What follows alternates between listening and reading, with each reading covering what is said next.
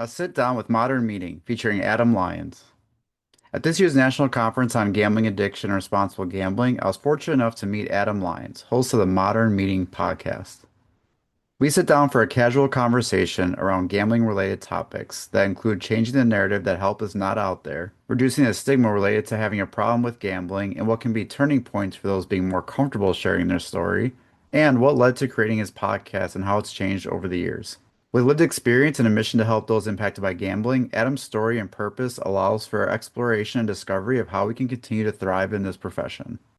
Adam Lyons is a compulsive gambler in recovery and creator and host of the Modern Meeting podcast. For 20 years, Adam's addiction controlled every part of his life, leading to job loss, relocation, financial collapse, and even illegal acts to fuel his gambling. Over those 2 decades, he cycled through more than 25 jobs and 15 addresses in 6 different cities, always looking for the fresh start that never came to fruition. On February 8th, 2022, he finally sought help through Gamblers Anonymous, and he hasn't placed a bet since. After 2 years in recovery, Adam wanted to share everything that he had learned in these rooms, so he created the Modern Meeting podcast. Out of a belief that as gambling continues to evolve and expand, the recovery conversation should evolve with it. The Modern Meeting is also about consistently reaching for community, honesty, and support, especially in recovery where disconnection fuels addiction. The podcast exists to bridge the gap and offer a space where people can share their stories and know they're not alone in what they've lived for. You can find more links to the podcast and Adam's YouTube channel in the podcast notes. This is Talking Addiction and Recovery, the podcast talking, you guessed it, all about addiction and recovery. Join your host, licensed professional counselor Andrew J. Schreier, as he and his guests break down recovery topics with raw honesty, delving into niche conversations around the topics of substance abuse, mental health, and gambling. We intend to meet individuals where they are on their own personal journey of recovery, with dignity, respect, and compassion. We'll do more than talk addiction and recovery. We'll explore it. We're glad you've joined us. Here with today's episode, your host, Andrew Schreier.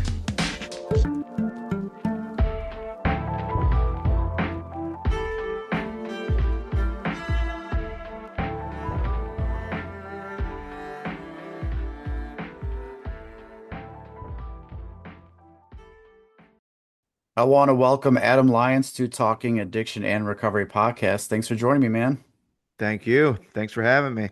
Yeah, you are the host of the Modern Meeting podcast, which we're going to talk a little bit more about. But can you just give a little bit of a background about who you are to the audience? Absolutely. Yeah. So I am a compulsive gambler in recovery. My last bet was February 8th, 2022. I gambled pretty heavily from the age of 18 to 38. I was one of those people that lived a double life. I wouldn't say that my gambling was in the shadows by any means, especially in the last 10 years of it, but I always paid my bills, always had a job. That's what I mean with the double life. And, you know, people probably knew that there was something going on there, but nobody, even those closest to me, had any idea like the depths of, what I was going through. Um, it started out innocently ish with poker in college. And it kind of graduated to table games and casinos. Casinos was probably that was my thing. I did sports betting. I mean, I gambled on everything. I did scratch tickets. I did everything, but casinos, craps, slot machines were my biggest vices with gambling. After 20 years, I had a moment where, not to go back too far, but basically after 10 years, I declared bankruptcy. I had about $30,000 worth of debt. And after the bankruptcy, I maybe went 3, 4 months without gambling. I was embarrassed. I was ashamed. I didn't have any money. And then basically, you know, once the itch came back, I was like, well, I can't gamble around here. I can't gamble around like my hometown. So for the last 10 years of my gambling, I lived in 6 different cities, had 20 different jobs, 12 different addresses, and it was basically just me looking for that fresh start, looking for, why aren't I progressing in life when all I had to do was look in the mirror and be like, it's because you're gambling. And that led me to Austin, Texas, was the last of my 6 city tour. And for 6 months, I lived in Austin. And the reason I went there is because there was no casino within 4 or 5 hours. And so at this point, I knew I had a problem, but I just couldn't really stop. And I was working at a poker room in Austin, which we'll get to. I worked in the industry for a little bit. And I did what I thought I wouldn't do. And I got half drunk one night, lost a big sports bet.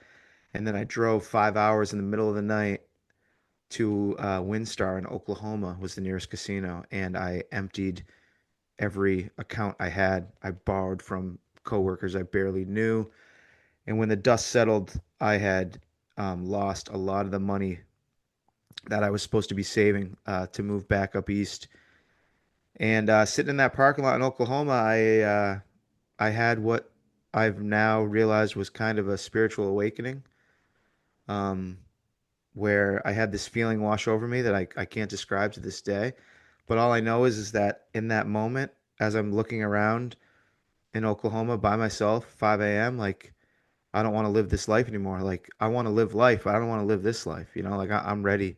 I can't do this anymore. And 6 days later, I found a 12-step meeting in Austin. It saved my life. Um, and I haven't looked back since. And about a year and a half into recovery, I said, "Where is everybody? Why am I the youngest person by 25 years, and I'm not that young? And why aren't there a lot of women? Like I know that gambling is exploding outside. Like we gotta, I mean, you guys, this is a good thing we got going in these rooms. Like we gotta get it out to the masses." And so that was pretty much the inspiration to start the podcast. And so basically, we're closing in on 1 year with the Modern Meeting. And what started out as I wanted to kind of give an inside scoop to my story, to other people's stories, and to get people to a meeting. It's that's not the mission anymore. The mission now is to build a community and to just, you know, break the stigma and to get as many people as possible to share their story on the Modern Meeting. And hopefully, that gives people strength to do, might not be go to a meeting, but it might be just to open up to someone that they love that they might have a problem, or to go seek out a counselor, or seek out a clinician, or seek any type of help, right? Um, and it's been going pretty good. I mean, I I I hooked up with Christina Cook of Broke Girl Society and Rob Minnick of ODAT, and they've kind of brought me into their circle, the Lived Experience Collective. And the last 6 months of the podcast, it's just kind of growing and growing, and the community is building. And I started a meeting on Zoom on Mondays, and here we are now. And now I'm talking to you.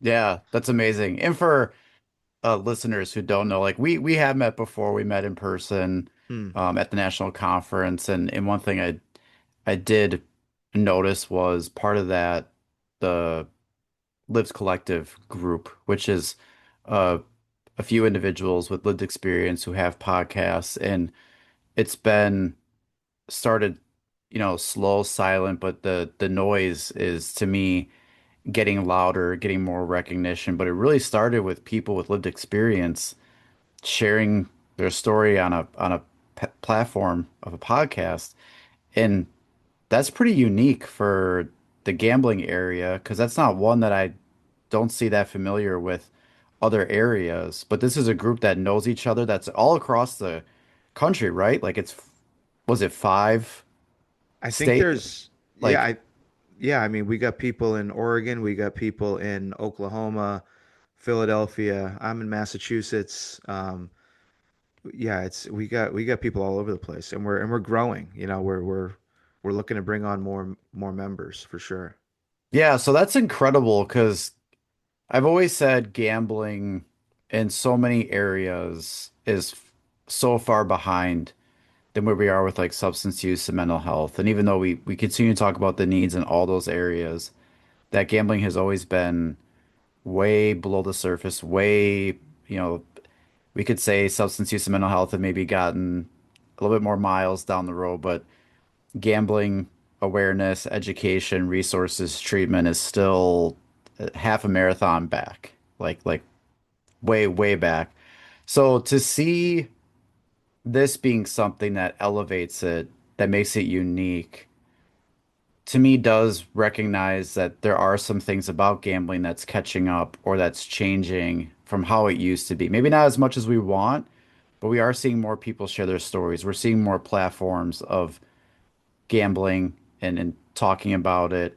So part of me wants to just give you, your flowers for being a part of that group that is making that happen because it's not easy. It requires a lot of vulnerability, it requires, risk taking with sharing your story because having struggling with gambling is not the most easiest thing to announce publicly or to announce to a platform like a podcast. Which I don't even really understand because, and I was talking about this the other day on an episode where it's like, why are people so much more comfortable admitting that they have an issue with drugs or alcohol rather than gambling? It's interesting. It's like, for me, you know, I struggled for 20 years. So I understand that it's probably a lot easier for a 38-year-old to walk into that church basement having wasted 20 years of his life rather than like a 22 or 23-year-old who's struggling with online gambling to walk into a church basement where you're not the youngest by 25 years, you're the youngest by 40 years. But yeah, and that's, I mean, you nailed it on the head where it's like when I started the podcast, I thought we were behind. I didn't even realize how far behind we were as far as just the fact that, like the glaring thing that everyone references is the fact that there is zero federal funding for gambling. Yet the latest prevalence studies, we're not too far behind. Not that it's a race, God forbid, but we're not too far behind drugs and alcohol as far as the amount of people in this country that identify as problem gamblers or people who struggle with gambling. So, I think it's just, unfortunately, it's just a matter of time before, enough people um, suffer because the one thing, I mean, death, taxes, the house always wins, right? It's just a matter of time before these trust funds run out or, these credit cards get maxed out, right? Like there's unfortunately there's a storm coming and you know I just feel like we're kind of asleep at the wheel right now. And I take pride in the fact that I'm part of a group like the Lived Experience Collective, and honestly, people like you who are trying to shake that driver at the wheel, like, wake up, let's go. Like, we want to be proactive about this, right? Yeah, and I applaud the things I am seeing change because there's a lot of things. I mean, being a counselor in this profession for over 20 years, I know like this year I presented at two conferences. One was a crisis conference and one was on prevent suicide conference. And for both of them, I submitted proposals for talks on gambling and suicide because I amazed at how often we might talk about suicide, but we don't mention gambling. Like just not at all. So I was really happy that I got them. Both were selected, both were picked, and both went really well. But both conference organizers told me that they've never had topics on gambling at their conferences before. But also, they told me no one ever submitted for that. No one ever said, let's talk about it. And when you have a conference, you wait and see what everyone submits to you and you go through that. So they also weren't asking, but people also weren't submitting. So when I look at things like that, I'm grateful that we're starting to get more people aware of it, wanting to talk about it. I get really excited. This is weird. I don't know if you get this, but I get excited when colleagues and friends send me like articles that are like, "Oh my gosh, did you see this was talked about sports gambling last night on this special? Or did you notice that this was mentioned on this high profile late night show?" And as much as I'm like, well, I don't want more people being harmed by gambling, but I'm glad other people are seeing it and not just passing by it. They're telling me, "Hey, I saw this. I I recognize this. That took a while to get to that point. Like Absolutely. it took a long time to tell people, hey, read the articles, pay attention, don't just flip by it. So now when people send me emails, send me LinkedIn messages, send me texts when they're like, I saw this, part of me is like, okay, that's different. This is change. May not be as fast as we want, but it is there are some things that are helping to get more attention for what's been years of loud voices finally being heard. Yeah. And kind of piggybacking off that, I have kind of pivoted over the last few months where I think that there are plenty of resources treatment wise. The the main problem right now is that people don't want to admit that they have a problem. That's the problem. The problem is that the people don't want to admit it. So how can we treat those who aren't coming to us, right? And that's, it's something that I spoke to someone at the Mass Council on Gaming and Health. Shout out to Odessa. And that was her answer when I said to her, like, what can we do differently with treatment? And she was like, we need people to show up, right? Like, and so that's where that's where I come in. That's where everyone who's out there sharing their story right now and trying to break down this stigma, that's where we come in, where it's like just like when a kid who Kevin Hart is his favorite actor, when they see him on TV placing a bet, they place a bet. You know, I want someone to be scrolling through Instagram and hear me share a dark, ridiculous, awful part of my story, and then they might think, "Oh, damn, like I actually did that too." Like and then maybe they go down a rabbit hole and then maybe they come to a realization, right? Obviously, I think we could expedite the process if we got some, there's got to be some celebrities out there that have a gambling problem. You know what I mean? Like that's the other thing I've been saying too is that it's like, you know, the operators and the online sports books, people often say, I think the volume of ads is out of control, but I also think this is capitalism. Like this is a free market, right? But if they are throwing celebrities and AI inspired, advertising out at all of us.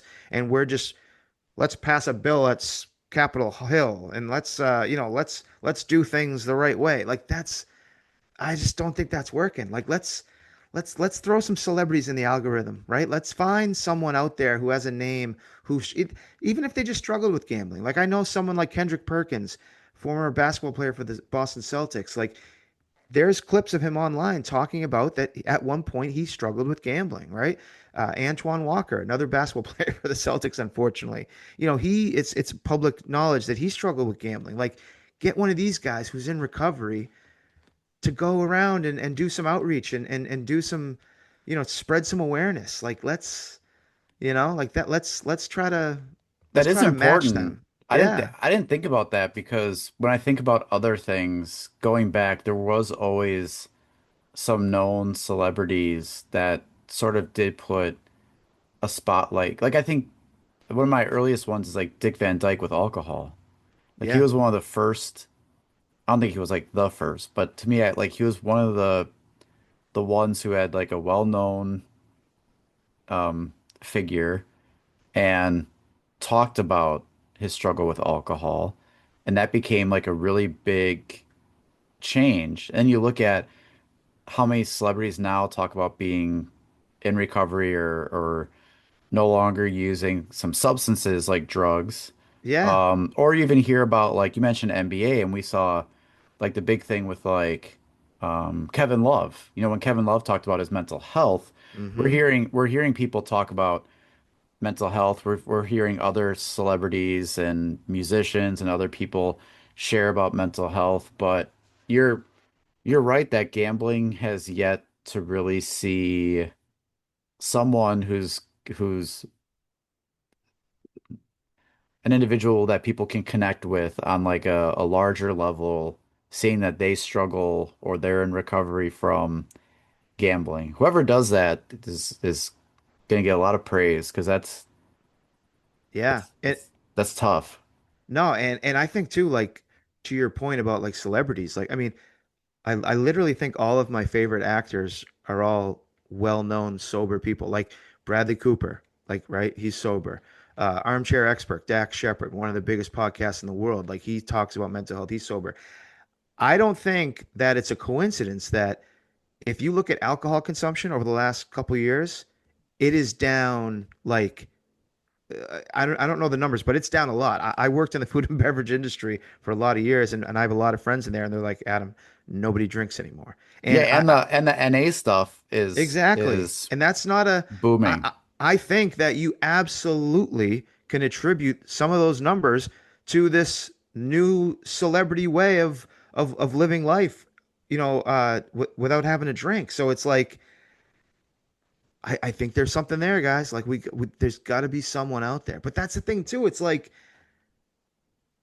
if there was someone out there, are they going to have the strength to be the first one, right? Or who's gonna step up to the plate? You know. So yeah, I don't know. It's like I said, it's gonna happen. Like things things usually always have to just get worse and more people have to suffer in order for change to happen. And it's going to happen. It's just going to take some time, I think. Yeah, I was doing a training on gambling, going over like the history of it, and I was saying, when you compare it to like opioid use, because I do a lot of work with opioid use disorder, like most people who are involved in that work are aware of like the different waves that we've had with different substances and the impact on um, overdoses. And I'd be curious to know what those waves would look like when it comes to, gambling with suicide or gambling when it comes to like debt or like certain things. But I was telling people that for a while, because gambling's been around for Forever. forever, right? Yeah. Then you have the person who's like, you know, I I got in my car today. That was a gamble. Okay, we're not talking about that kind of gamble, Yeah. but forms I of I don't for, like those people. yeah, you hear that though too, right? Do you ever hear that No, I know. I know. someone's trying to be like, life's a risk, and it's like, well, Yeah. usually Oh, you're not coming to therapy because of getting in your car, but yeah. gambling's been around for forever. And I'd say for the most part, as it went through changes, we've seen sort of like little waves of like the impact. But I think now, as we've seen the expansion of sports betting, we've also seen the technology change entirely for how gambling exists. We've also seen some of the things with mental health and all that, that now we're like starting to be at that early big swing of like that tide of like what we can expect to see happen. So for a while, we've been saying that this is a concern or an issue. We've been trying to say it while the waters were just getting a little bit higher, and we've been able to kind of do our best to maintain that. But I think now is the point where I think some people are realizing that this isn't going to be the wave that just goes down again. This is one that could keep going higher. And that's what has a lot of us worried that does this work. Sure. And you know, I take great pride in my lived experience and my, you know, it's a privilege for me to be able to share my story with people. And I try to tell people, it's like, listen, I am not unique, right? Like, there are so many people that share my story that are in the shadows, and none of us ever had a casino in our pocket, right? Like, if I didn't stop when I stopped February 8th, 2022, and I waited another 6 months or a year, and I could play craps while I was laying in bed or while I was driving to work, I might still be out there. Like, I don't think that that is one of my biggest frustrations is, and I don't, gambling should not be, I think people can gamble normally, but I don't know if I can get on board with gambling on your phone. Like, gambling should be like a source of entertainment, right? That's everyone's argument. Like, it's a source of entertainment. It's a night out. Well, what about the guy who's doom scrolling on his couch? Is that a night out? Is that entertainment? No. He is unfortunately has an unhealthy relationship with gambling. I got that from you. I didn't use the stigmatizing words. And he's in isolation and he's emptying his credit card or he's emptying his 401k. Like I don't know. Like I think that online casinos and being able to gamble on your phone is ultimately that's gonna be that's gonna be the final nail in this whole thing.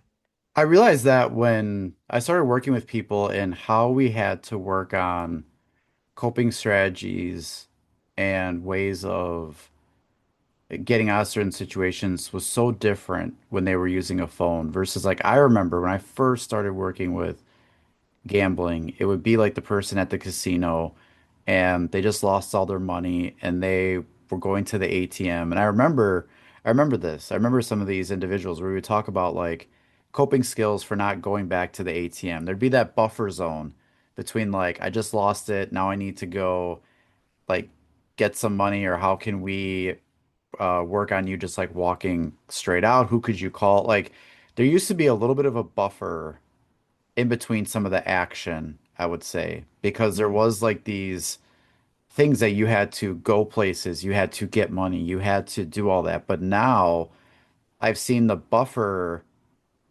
for that has shrunk so much because it is it is in your pocket or it's on a website. Also, like to get money to reload or to just do that is like sometimes a an easy like click of a button. It's not having to go to the ATM and do this and get this and do that. So like all these little things that I saw as buffers, like moments to kind of let interventions happen or to apply this, it was really challenging when someone's like, there is no casino that I'm going to. I'm not driving anywhere. I'm not having to go to a bank or have to go get cash. Like that was such a change in how I even worked with someone to help them prevent going back to gambling or to find a way to get out of there. So that required a lot of changes with something like on the phone. mm. Like Yeah, that was so new that that wasn't the issue before. And then it was like, oh wait, now those are all like gone. Those yeah, those buffers are like yeah. non-existent. Like towards the end of my gambling was in three acts basically, and Act Three was all about borrowing money and bouncing checks and finding different ways. I used to call them PayPal tricks, where back, I don't know if it's like this now, but basically, like if my credit was decent enough, I could send you $1,000 on PayPal, even though I have no money in my checking account, because it's going to take 24 hours to clear. And then if you send me back that $1,000, I can then put it into my checking account like it's like you sent it to me. It's $1,000. And I hate to say that out loud because I don't want to give people ideas, but like it is what it is. But I would do that with Venmo. I would do that with PayPal. But to your point, like I still had to physically drive and go to the ATM. I still had to physically drive and go to the casino. You know, um, sometimes my bank wouldn't let me take out X amount, so I'd have to go to the casino and I'd have to do a cash advance, or I'd have to go to the cage and write a virtual check, and they obviously there's all kinds of fees and interest there. But yeah, nowadays, and the thing too, it's like it's pretty easy for someone who's underage to do this on a phone. All you need is a social security number and an address, or, if you know someone who's 18 and they let you go on, hey, I'll send you 500 bucks. Can I use your account? You know what I mean? Like, so I'm going to butcher the quote and I can't even remember who it was who was on the modern meeting and they said this, but it was something along the lines of the more accessible something is, like the more it should be regulated. And I feel like gambling is now so accessible. I mean, what cracks me up is like 3 years ago, 4 years ago tops, gambling was, oh, no, no, no, no, no gambling as far as the sports teams and the ESPN. No, no, no, no, no, no. We can't do no, can't talk about gambling. I mean, there's literal quotes from commissioners of major sports being like, we Oh cannot yeah, do gambling. super. Yeah, it's gonna be against. And and, It was gonna and ruin the now it's legacy of the game. It oh was yeah. a lot of And, worrisome, pretty staunt. Like, oh, like um, cemented. It felt like cemented, not Cemented. not not moving this. And then the landmark case happened, Yeah. and what a change. Yeah, and it's just like, oh, okay, we can make money. Great, let's do it. And just everything they said thrown out the window. I mean, I'm watching the Bruins last night. Brad Marchand's first game back as a visiting player, and there's this beautiful tribute, and he's crying, and I'm almost crying, and everything's great. And then the next thing you know, will Brad Marchand score a goal tonight? It's plus 165 on the ESPN Bet app, and it's like, holy, oh, like, where, how do we get to this point? You Which is know? interesting because like and I see that so often too, where all of a sudden I'm hearing someone, who was it? It was I think it was Caitlin Clark. I don't know if it was during her last, it was during some milestone she was about to hit, where all of a sudden they mentioned like the odds of her hitting it from a certain spot. And it was mentioned while the game was Mm, being played. And I'm like, in my mind, I'm like, this is becoming so common, but we didn't even realize it, that they don't really do that with anything else. They don't really do that. Like, imagine if they were talking about a sporting event and they were like, is this person gonna hit a homer or do this? And by the way, don't forget about to eat your Doritos. Like almost doing like live advertising yeah, during like a play call, which if they did that for any other like non-gambling service, right? If they did yeah, that for your favorite snack, your chips, whatever the case may be, also we'd be like what? Like, isn't that why there's commercials? Like, I don't want yeah. to hear that while I'm watching this. But that is happening so much more with sports. And I don't even think people are get caught off like all of a sudden I'm listening to something and I'm like, whoa, like that came out of nowhere. Like Hmm. not even planning for that to happen, but it's just becoming so common that it's becoming such a part of the language around sports, Hmm. is like the odds of someone or the over under on something or the line. Like that's now becoming almost a commonplace in commentary.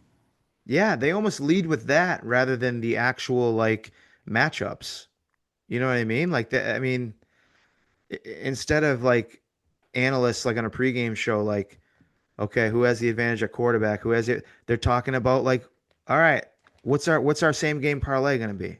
It's like, I, yeah, no, it's when we go down this rabbit hole, I can't help but just get really discouraged because um there's just it's a combination of greed, but then it's also a combination, if I want to play devil's advocate, I think the numbers and the number of people that are struggling, it's not accurate because once again, they're not saying they have a problem. Right. They don't call it the hidden addiction for a reason. Like it's so I just think that And we're not always asking. So like yeah, if we're not yeah, asking if like you could look at so many things like as I said before, like I work a lot with opioid use and with others, and we do things where we could look at the numbers of individuals who are using opiates, using other substances, like because we have things that we're asking about, there's things that we're testing for, right? Like we have different ways to mm, look at demographics and we could say this is what we're seeing based on this. But I just had this research looked into was less than 10% of providers ask about gambling. So if we're not asking about it, if people aren't comfortable bringing it up or sharing it, then there's no question that the number is underreported. for sure. That And it's not what it is, but it's part of it is we don't seem to, not all of us, but some people don't seem to want to know or want to yeah, ask. totally. And I think, you know, obviously my I have a small sample size, but like I've basically been consistently in three different GA meetings in my 3 years and 9 months in recovery. And I would say more than half, probably three quarters of the people in these rooms are members of another fellowship, right? So it's like all these people that are in here because they're struggling with gambling, they also are going to AA or NA. So it's like, to your point, there's a lot of people that if they're struggling with something, they're most likely struggling with almost everything. Like I'm kind of a unicorn in a sense that like I can have two beers. I've always been like that. I never drank when I gambled, which is everyone's just like, "What?" Like that's the best part about gambling is getting drunk and gambling. I don't drink, I don't do drugs. I've never struggled with any of that, but gambling was obviously another story. Um yeah, but Have you heard anything that this got brought up to me at a conference when I was talking because I was looking at um resources and stuff that's available for people with you know with gambling and I'm just curious what you're hearing because a lot of it comes down to what do people know that if someone walks into an AA meeting, NA meeting, and I always say it's hard to tell, but it's different because each meeting's different. Like not mm, every meeting's the same. But have you seen any change in if someone's struggling with gambling and they walk into an AA meeting, NA meeting, because that's the only thing near them. It's the only thing mm, that's there. There isn't a yeah, GA meeting on every corner. right.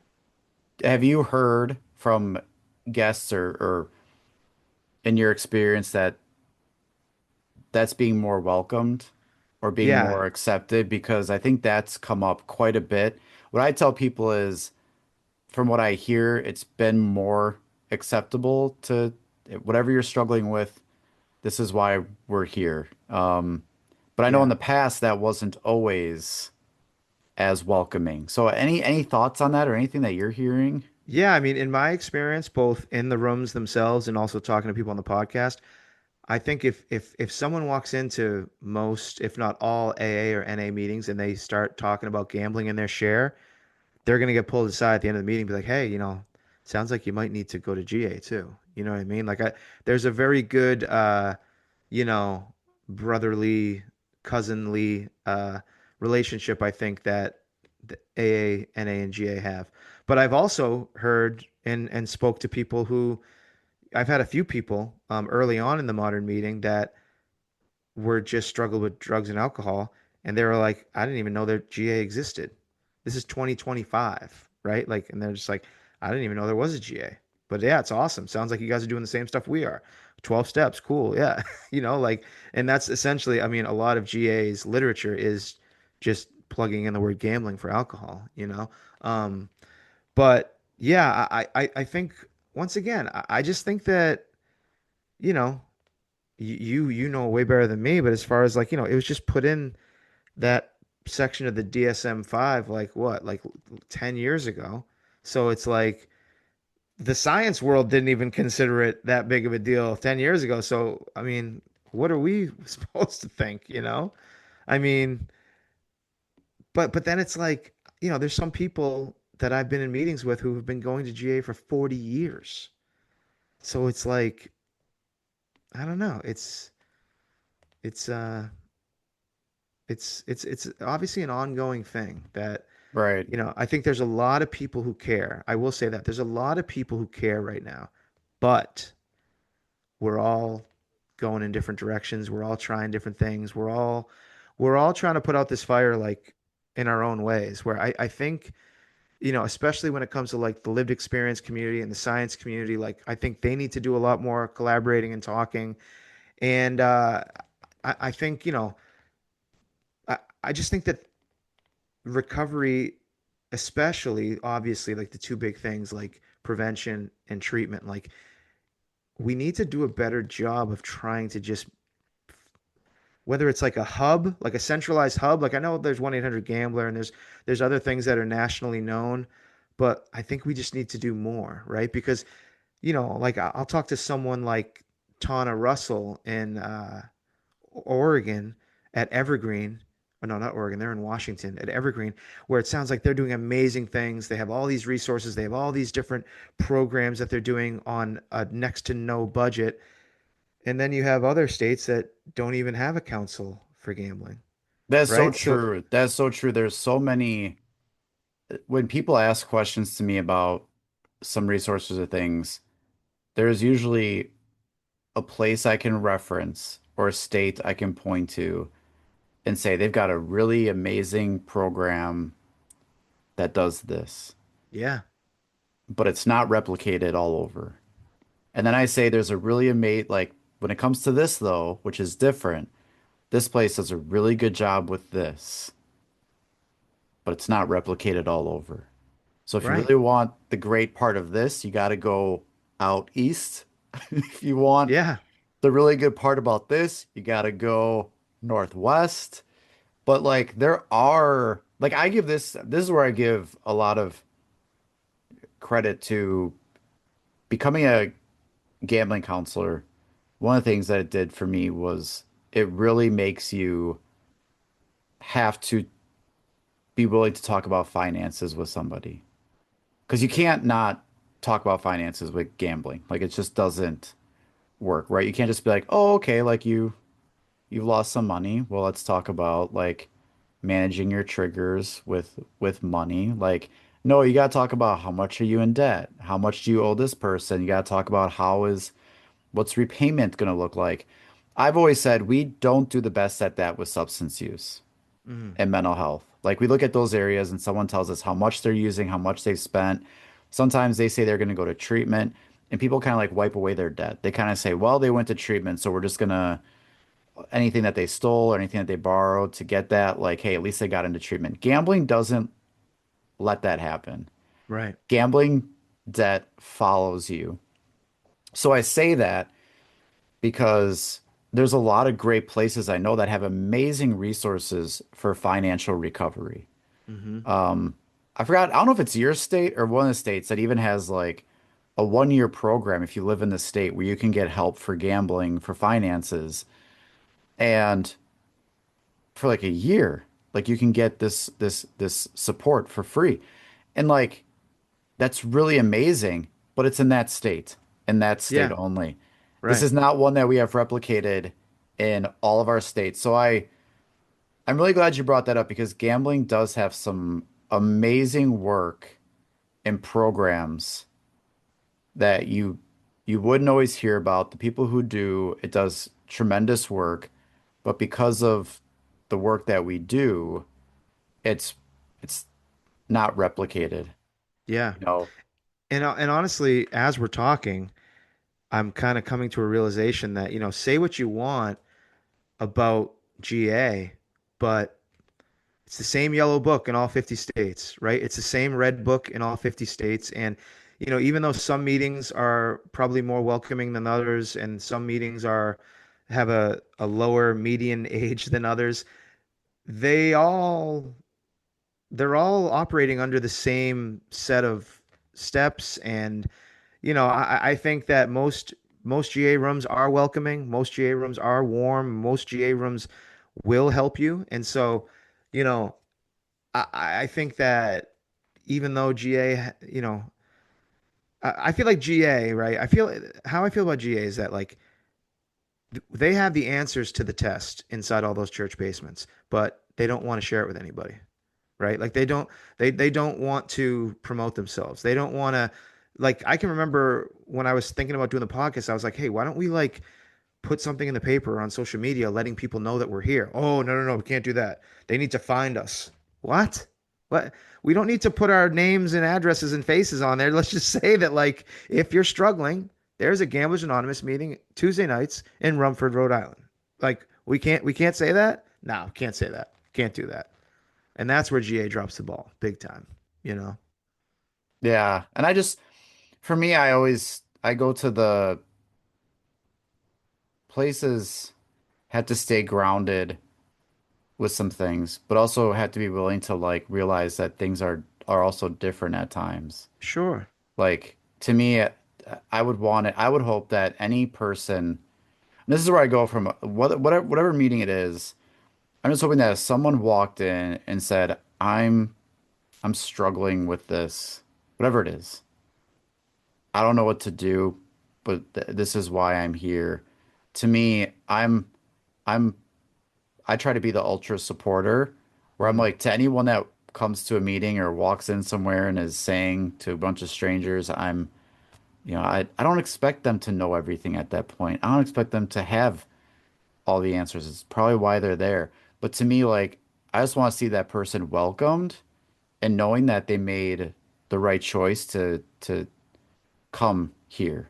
Yeah, Like I think that's where I'm hopeful because we can't because this is for a lot of things because like there's not always an AA meeting everywhere. There's not always an NA meeting. There's not always a GA meeting. There's not always a smart recovery. There's not always a celebrate. Like we talk so much about issues with rural areas because of lack of, but we also don't have like all these things everywhere. The options aren't always what we want them to be. Sometimes it's just what's there. And I'd still want that person to know that going there is a good decision. Like it's a good first step. And maybe for sure. someone can guide you somewhere else or help you to give you a resource. But to me, when someone makes that decision to go, there's already so much going on. Like, how do we remove barriers and obstacles? How do we make the threshold to get a sense that there's hope a lot easier? Like, I'm always like, roll out the red carpet. Like, we should Right. be applauding people. Like, that's the disruptor in me where I'm like, we should be like applauding people and rolling out red carpet, opening the door. That when you're here, that's what matters most. Yeah, like when I walked into my first meeting, the first person looked at looked me in the eyes, shook my hand, and congratulated me. And I'm like, congrat for what? Right? Like, I'm a I'm in a GA meeting. I'm a loser, right? And they're like, nah, man, like you made it. Like this is the first step. And I always say that like 7 o'clock, 7 p.m., February 8th, 2022, I went to my first meeting. By 7:15, I had completed step one. I had admitted and realized that my life had become unmanageable, right? That I surrendered 15 minutes in, and that was because of the people and because of the literature, right? And it wasn't, I didn't have a connection with my higher power initially. The stuff that prevents people from going in these rooms. It was in all the craziness that's going on in this world, and then me on top of it, gambling for 20 years. I walked into a space where every single person in that room had been through what I had been through, had a genuine connection with me immediately. And just that warmth and that support and that feeling, like to your point, like we need these places for the people that are ready to step in these rooms. But so now where I'm struggling, and I'd love to hear what you think about this as a counselor.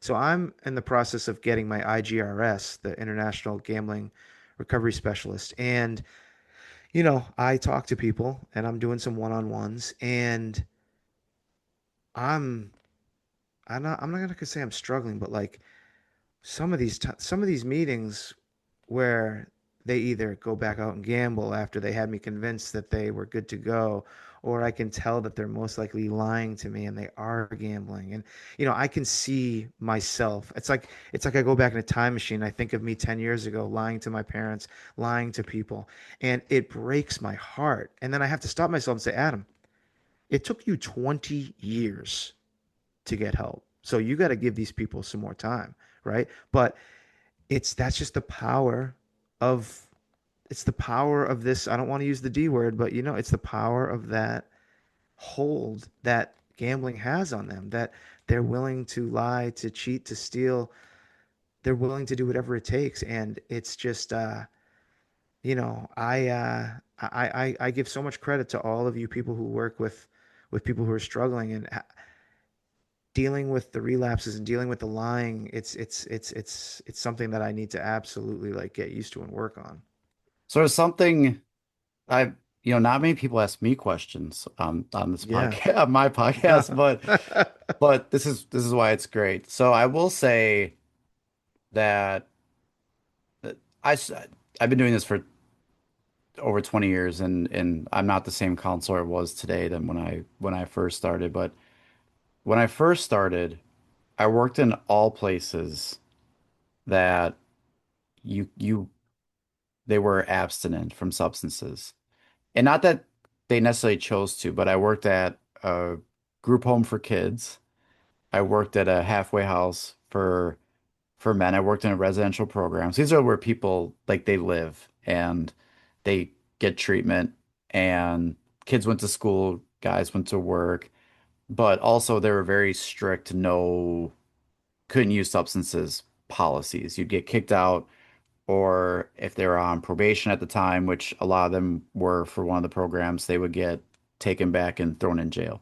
Mm. So for probably 10 years of my career, I just worked with people who were abstinent. And sometimes it was 30 days, 60 days. Got lucky if it was 90, and then they'd be done, and I didn't really hear from them again because that was the max of it, right?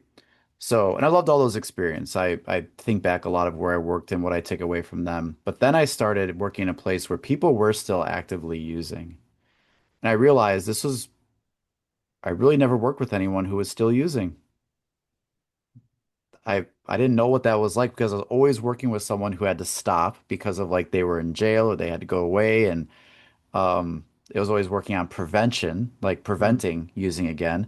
So I never actually worked with someone who came in and was saying, I'm using alcohol, I'm struggling, or I'm using heroin and I can't stop. That was so new to me, fish out of water, right? Mm. So in my career now, I have it where, I working with someone who could still be gambling, still be using substances, and what I've learned, and I didn't know this at the time, was we never get to pick where we are in someone's journey. Yes. I thought it was almost like a conveyor belt where people showed up at treatment day one, and then they worked their way through this, Hmm. and it was going to end up with like a similar outcome. Like they completed the program, they did all like it, honestly looking back, felt like it was almost like a conveyor belt. Like everyone was going to get started the same and they were going to leave. But I started to realize that we never get to pick where someone is in their journey. I might be the first counselor they work with, but there could be a good chance I won't be the last one that they work with. Or they've worked with a bunch of counselors, and maybe now I'm the next in line. So for me, what has always helped me was realizing that we don't get to choose where we are in someone's journey. And for the most part, they don't know where they're at in their journey either. Sure. But whenever we are, that we're in a pretty unique spot to provide safety, support. We're the guides along their path and their journey. And forever time we get the privilege to be on that path, I want to make it matter most because I wasn't there when it started. I don't think I'm going to be there for the full end, but for that portion that I'm a part of it, I'm really trying to do the best that I can. Because I worked with a guy, I just told this to someone earlier, and I'm kind of glad you brought this up, that I worked with someone for alcohol use. They had a DUI in Wisconsin, which in Wisconsin, it takes you a couple DUIs for them to take it serious. So he was from a county that I didn't even know of, but they had him to get his license back. He had to come see me for a year of counseling every week. Every week for a year, he had to come see me. Wow. And his wife had to drive him because he didn't have his license. Right. So that was a big thing. But he saw me for a year, and honestly, he did not stop his drinking. Now, he didn't drive because he didn't have his license. His wife drove him, but he actually never stopped his drinking. And I saw him for a whole year, and he never fully stopped. Now, he did reduce his drinking. He used to drink a lot more, and then he started drinking less. There was more periods of abstinence. There was less hiding of it than when there was before. So, like, there were some things that changed. But when he completed the year, he was still drinking. Then 3 years passed since I saw him. I got a letter from his wife that he died. And this was an older gentleman. He was like in his 80s, right? But I got a letter that she wrote to me saying, "Thank you so much for all the work that you did with us." And I remember the last part of it was, "I just wanted to let you know, I know he continued to drink when he was doing counseling and stuff. I want you to know he died sober. Oh, Like he was sober during the final year of his life."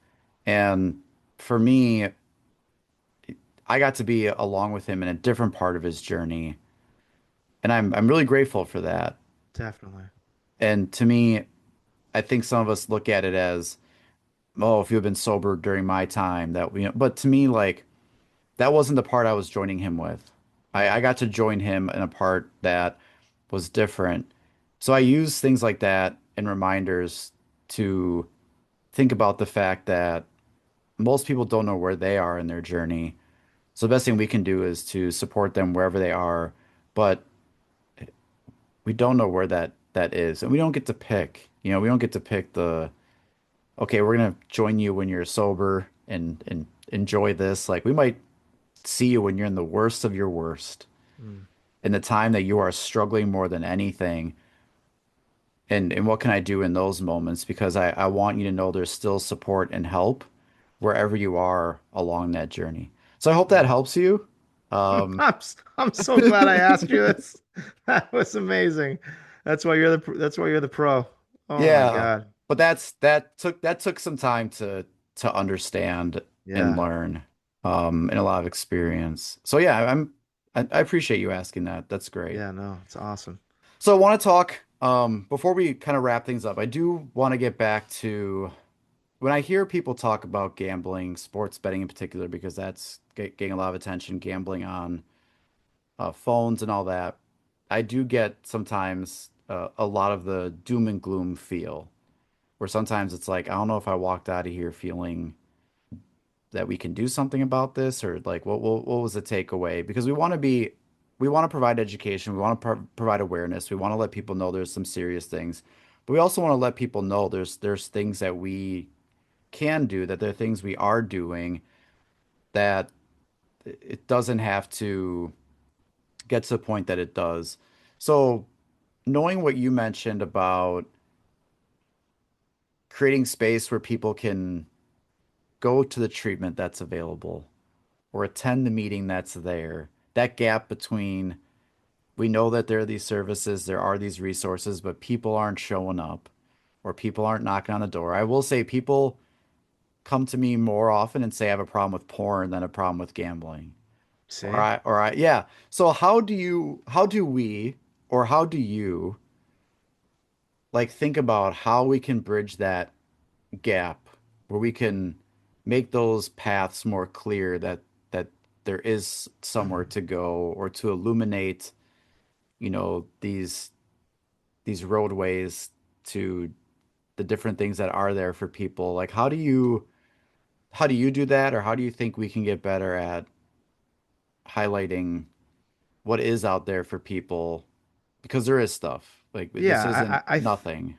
yeah, I think a lot of it for me, it's about transparency. So like when I started the podcast, November 11th, 2024, the first episode, we didn't say the word GA because people in my group said I shouldn't say it because step 11 says you can't involve GA and the media, blah blah blah blah blah.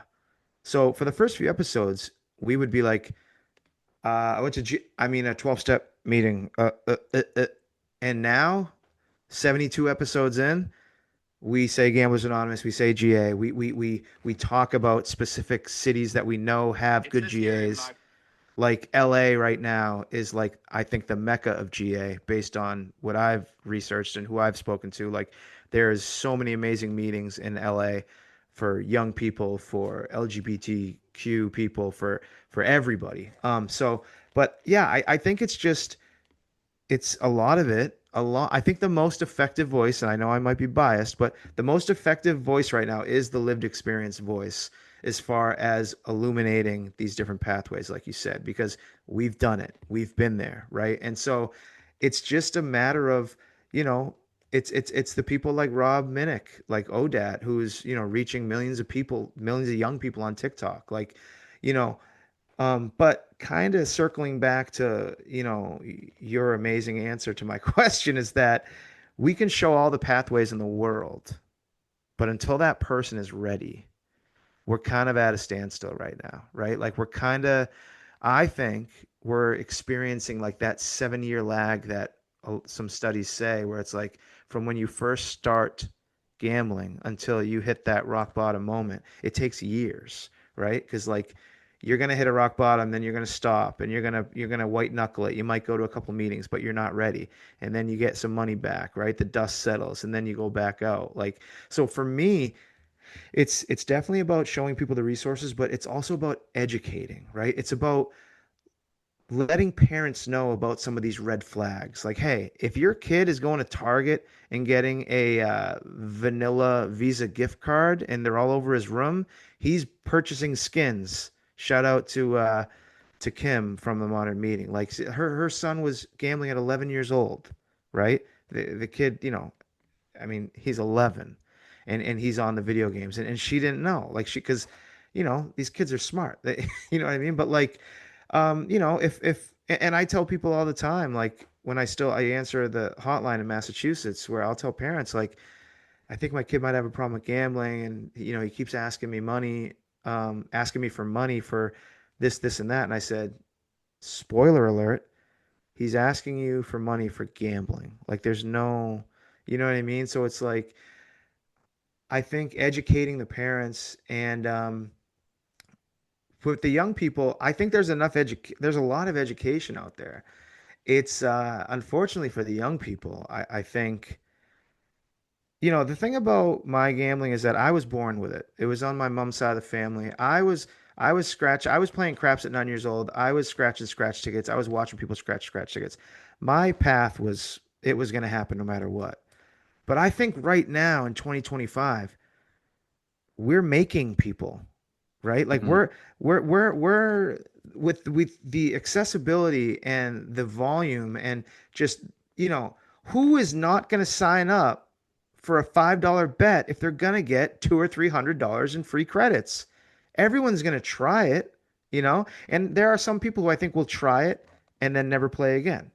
People like my dad, people that don't have that. But people that land on that spectrum, maybe they're not where I was all the way at the end, but they might be somewhere in the middle.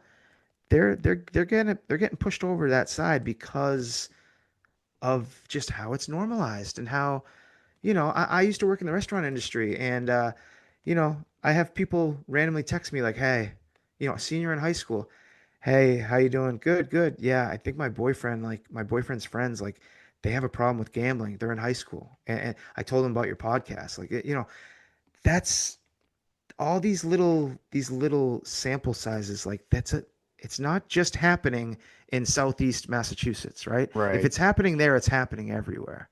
um My so I don't. prediction is I think there's going to be, we used to see a lot of very, very early onset, like kid at 5 years old learning how to play cards or poker or scratch offs. And then it was a longer period before it got to be concerning, problematic. What I'm predicting or seeing is there's going to be a later onset. So it's not going to be the stories of I started when I was 5 or 10, but it's going to be I got like in emerging adulthood or maybe teenage years. But then the problems with it are going to escalate sooner. Oh, So for sure. our window is going to start a little bit later than normal, but the concerns of the behavior is going to rise faster versus before it used to be like a pretty long thing. And I know I said we had like a like one of a wrap up final question, but it was so interesting you brought up the parents part because like I have no problems parents telling me I'm worried about my kids being on their phone all the time. I'm worried about them playing video games. I'm worried about social media. But then like they don't want to say worried about the gambling. Yet the Mm, gambling's occurring on the phone in video games. Like social media even has some gamification and stuff like that. sure. But I think too, like it's also really hard or struggle for loved ones to even acknowledge it when for other things, like I don't know what parent would be like, no, social media, no problem. I don't Right. like or too much on their phone. No, they're on their phone. That's just fine. Like so many parents would agree with that statement. Then Mm, you bring up gambling and it's like, no, no, no, no, no. Like that's not a thing, or Yeah, that's not a worry, that's not an issue. So I also think like how do we talk with others, at younger ages too, that really if you're worried about those things, you should probably also pay attention to gambling because it fits in with all of it. for sure. And I think too, it's like, it's about the isolation, right? It's like a lot of these young people that get dragged into it. You know, I know I'm going to sound like a millennial, and I'm barely a millennial, but like we were playing wiffle ball. We were outside. The dinner bell. Maybe it wasn't a dinner bell, but hey, you and your brother gotta be home at 5. That's dinner. We weren't playing video games in a dark room on a gamer chair all day every day, right? And so it's like that. Number one, I think is where a lot of this stems from. It's just like this culture of just isolation and just being on video games for hours on end. And you know, yeah, I mean, think about like how easily like I was manipulated into gambling, like, and how I was, just brought into the casinos and stuff. If I was 10 or 11 years old and I could play online blackjack, like, come on, you know what I mean? Like, it's just, I don't know. I think that like I said, it starts with the parents, and it starts with educating. And the one thing I will say too, and this is kind of a hot take, but so I have people all the time, right, in my personal life tell me how proud they are of me, and they listen to the podcast and they do this and that. But then let's say a year later, I'm having a conversation with them, and they're telling me, not realizing it, this happened. This person was telling me that their son or daughter, they're talking about their gambling habits. And I didn't even have to say anything. I just kind of like gave a look, like a raised eyebrow. And they're like, oh, relax. I mean, they're not like you. So it's like immediately that's the stigma, right? Like they tell me that they're proud of me. They tell me that I'm so brave. Yet if it's happening under their roof, oh no no no no no. They're not, they don't have a problem, but they do. They did. You know what I mean? So like I think that is a big thing that we don't realize too, is that it's not just the people struggling themselves that don't want to admit it. It's the loved ones don't want to admit that they are married to someone who's struggling with gambling. Yeah. So it's all we got a lot of stuff. We got a lot of stuff that we got to try to, break down. But you know, we'll get there. I think we're gonna get there, because that this thing is not gonna this there's no happy ending to this thing, right? We just gotta Right. we need to educate. We need to be proactive. And to your point, we need to meet people where they are when they're ready to get help. Yeah. You Yeah. know, And I think we're also, even though the position that things are in with what's going on with gambling and all that, I do feel like there's a lot of the work people have been doing is still putting us in a better position than where we've been in the past. Like definitely.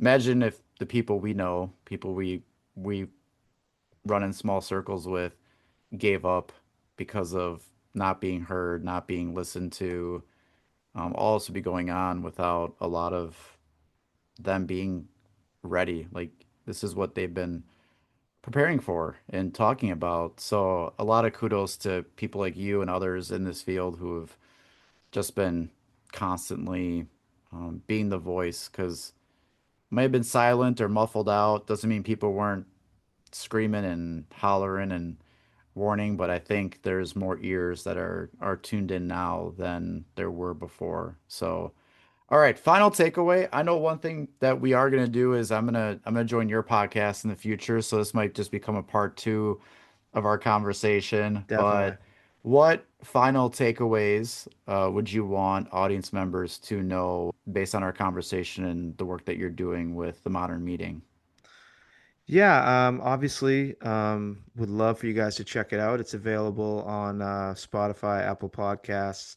A big kind of focusing more on YouTube lately, where I just released something that I'm getting a lot of great feedback on. So, long story short, back in 2020, so about a year and a half before I got help, I was having one of those, one of those weekends where I was broke and I said, you know what, this is it. This is my last night gambling.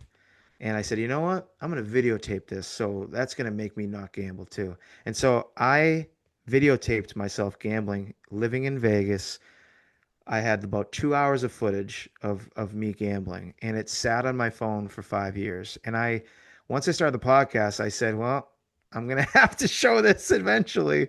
And so I did a two-part reaction video where 2025 Adam, am watching 2020 Adam gamble in the casino, and then I'm talking to the camera, heading to the casino, back from the casino. I wake up at 3 in the morning and talk to the camera. So it's pretty Wow. wild. It's pretty wild. It was very like Back to the Future-esque. It was very, but I'm glad I did it. It brought me back. It just kind of was a reminder, but I think it's going to help a lot of people. And I'm looking to continue to put out content that, you know, I'm definitely, I would say my voice in this space is honest, maybe a little too honest, and I'm not polished, and I think if you're looking for some honest, raw conversations about addiction, specifically gambling, I think we provide a good, some good stuff for people to just think about. It's not just the people who are struggling, it's the affected loved ones, it's the people who are curious. I have on people like, I'll definitely have you on, and I have other people who work in the space. When people ask me like why I do it, like, because sometimes I feel like I have a little bit of recovery overload where I feel like I'm just talking about recovery, thinking about recovery every day. And I tell them like, listen, I could talk about recovery every day for the rest of my life. And it's just, I found my passion. I found my purpose in life. I went through what I went through to get to this moment, and I wouldn't change anything. And people would say, what? You wouldn't change anything? Like, you wasted 20 years. I didn't. It is what it is. It brought me to here, it brought me to where I'm supposed to be. And I'm going to keep doing it. I'm going to keep telling my story. I'm going to keep urging people to tell their story. And I think over time, the community is going to keep growing, not just not just the modern meeting community, but just this whole space. This whole space, we just got to keep building. We just got to keep building, and we got to keep, like you said, like showing people these pathways, showing people these rooms, and showing people like podcasts and YouTube channels that, you don't want to go to a meeting yet? All right. Did you see Adam's latest video? Like, go check that out. And it's gonna make you feel better. Yeah. It's amazing. I'm very, Yeah. very fortunate to get to work in this area with people like you. And I know our conversation may be ending right now. We're going to talk again later, but overall, it's good to know that the work that we all continue to do, we get to actually do it together too, which is a Absolutely. pretty unique experience, especially for an area that often feels, hidden, not seen, doesn't get the attention as other things. So it's a privilege to join you in this work. So I really Appreciate you. really great to have you on the podcast. I guess listeners, you can not just hear from us on this podcast, but future podcasts with Modern Meeting. Till then, like, check it out. The YouTube is great as well. So I want to thank you, Adam, for joining, and it was a pleasure, and I'm looking forward to our next conversation. Absolutely. Thank you.